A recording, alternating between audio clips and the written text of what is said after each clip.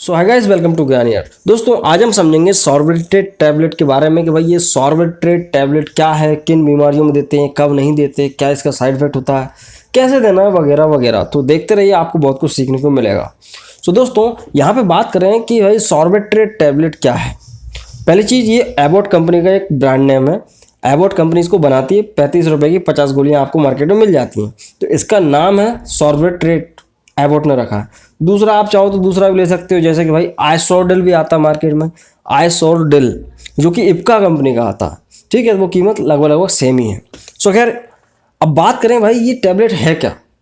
दोस्तों इसके बारे में बहुत गलतफहमियाँ ये हैं लोगों की कि भाई लोगों ने इतना प्रमोट किया है इसको कि भाई किसी को साइड इफेक्ट, हार्ट अटैक आ रहा हो तो आप इसको दे दो तो उसका हार्ट अटैक रुक जाता है। सही भी है, लेकिन हर जगह पे ये काम नहीं करता है, हर तरह के कंडीशंस में काम नहीं करता। ये बहुत बड़ी गलतफहमी है लोगों के मन में कि ये लोग पूरा का पूरा पत्ता लेकर घूमते फिरते हैं।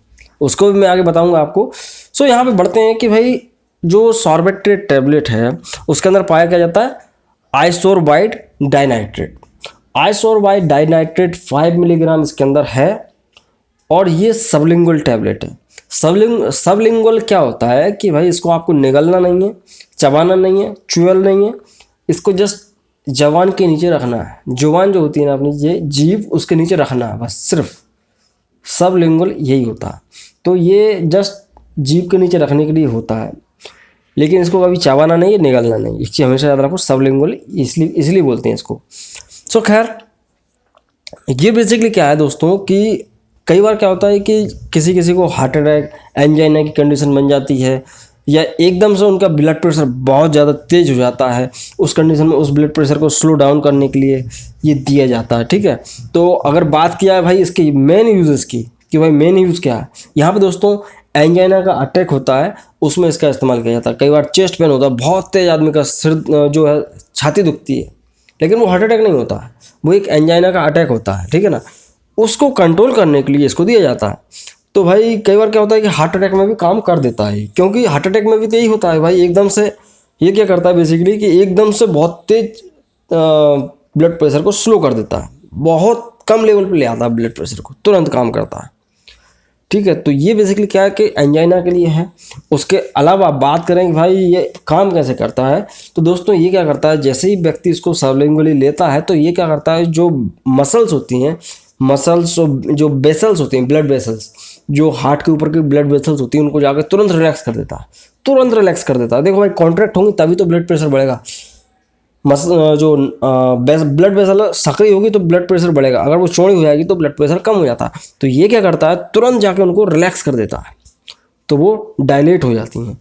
ठीक है, तो उससे क्या होता है कि जो ऑक्सीजन की जो डिमांड थी हार्ट की, वो थोड़ी कम हो जाती है। भाई उसको इतना मेहनत नहीं करना पड़ती हार्ट को जो भाई प्रॉपर वे में ऑक्सीजन मिल जाता है। जब डायलेट हो जाएगी तो हार्ट को प्रॉपर वे में ऑक्सीजन पहुंच जाएगा और हार्ट को जो ओवर वर्कलोड है वो कम हो जाएगा। हार्ट इसलिए ही ज़्यादा काम करता है, जो ब्लड वेसल है वो सक्रिय हो जाएगी तो उसको हार्ट को ब्लड पंप करने में थोड़ी तकलीफ आएगी। हार्ट को जब ऑक्सीजन नहीं मिलेगा तो हार्ट बहुत तेज काम करेगा, तो ऐसा लगता है कि भाई हार्ट अटैक आ गया, एंजाइना का अटैक आ गया, फिर चेस्ट में ही पेन होता है। तो ये बेसिकली क्या है कि ये मसल जो ब्लड वेसल्स होती है उनको रिलैक्स कर देता है, चौड़ा कर देता है। सो खैर इतना सा इसका मैकेनिज्म है, मैकेनिज्म ऑफ एक्शन। सो खैर अब समझते हैं कि भाई ये जो आप किसी को दोगे तो आपको पहले इसका कॉन्ट्राइंडिकेशन पता होना चाहिए। अच्छी बात है, सॉर्बिट्रेट आती है, 35 रुपये की 50 गोली आती हैं और अच्छा काम करती है, एकदम से ब्लड प्रेशर को स्लो डाउन कर देती है। तो क्या होता है कि भाई किसी भी व्यक्ति को आप देखो कि भाई उसको शराब तो नहीं पी है तो उसको नहीं देना है। ठीक है, प्रेगनेंसी में नहीं देना, ब्रेस्ट फीडिंग में दे सकते हैं बट वो भी डॉक्टर की सलाह से। प्रेगनेंसी में बिल्कुल नहीं देना क्योंकि बच्चे को बहुत ज़्यादा नुकसान पहुंचा देता है। ठीक है ना, तो ड्रिंक के साथ नहीं लेना। हाँ, ड्राइविंग कर सकती हो लेकिन वो 1-2 घंटे के बाद। क्या होता है, कई बार क्या होता है पेशेंट को जब देते हैं ये तो उसको तुरंत एकदम से स्लो हो जाता है ब्लड प्रेशर, तो उसको चक्कर सा जाता है। सो ये थोड़ा सा देखना है कि भाई ड्राइविंग कर सकते हो लेकिन 1-2 घंटे बाद, लिवर किडनी की समस्या है, कोई फ़र्क नहीं पड़ता, दे सकते हो। अब बात करें भाई कि अगर इसका ड्रग इंट्रैक्शन, सबसे मेन होता है इसका ड्रग इंट्रैक्शन, आप समझ लो। देखो भाई, हमेशा देखा गया कि हॉस्पिटल्स में जाओ कभी भी, या कई लोगों को ऐसा आपने सुन लिया कहीं पे कि भाई सॉर्बिट्रेट दे दो तो भाई हार्ट अटैक जो है ठीक हो जाता है। तो आप तो चले और सॉर्बिट्रेट उसके जीभ के नीचे रख दोगे। पहले ये भी देखना ज़रूरी है कि भाई हार्ट अटैक कैसे आया था। उस व्यक्ति का ये पता करना ज़रूरी है कि भाई उसने अभी 1-2 घंटा पहले सिल्डेनाफिल तो नहीं लिया, या जो है वार्डेनफिल आता है एक ड्रग, वो तो नहीं लिया, टाडालाफिल तो नहीं लिया। ये पता होना बहुत ज़रूरी है। इनके साथ इसका ड्रग इंटरेक्शन लाइफ थ्रेटनिंग होता है, आदमी जान से चला जाता है। ठीक है, तो ये चीज़ हमेशा याद रखो। किसी व्यक्ति ने व्याग्रा वगैरह खाया है तो उससे पूछ नहीं सकते, उसके पार्टनर को पता होगा। क्यों? क्योंकि व्याग्रा खाने के बाद जो सिल्डेनाफिल वगैरह टैबलेट खाता है आदमी, तो सेक्स के टाइम उसको हार्ट अटैक, चेस्ट पेन होने ही लगता है।